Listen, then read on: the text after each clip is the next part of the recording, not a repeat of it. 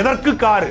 மக்கள் வரி பணத்துல எதற்கு காரு? நண்பா, இத்தனை வருஷமா வந்துட்டு திருட்டு வேலைகள், ஊழல், லஞ்சம் எல்லாத்தையும் வச்சு அவங்க 10, 15, 20 கார் வச்சிருந்தாங்க. அப்படி இருக்கும்போது அவங்களுக்கு கார் தேவையில்லைன்ற மாதிரி இருப்பாங்க.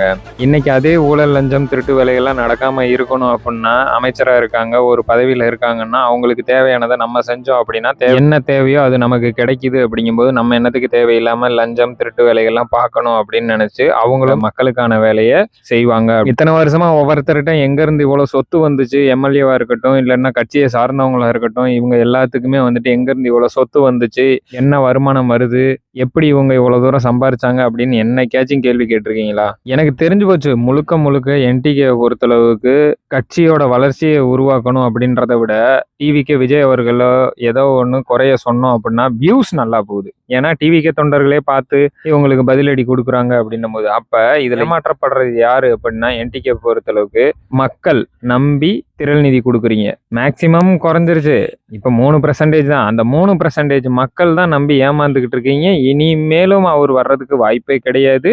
ஏமாந்து திரள் நிதியை நீங்களா கொடுத்து அவங்கள வாழ வச்சுக்கிட்டு இருக்கீங்க. இதுதான் உண்மை, புரிஞ்சுக்கோங்க. நன்றி.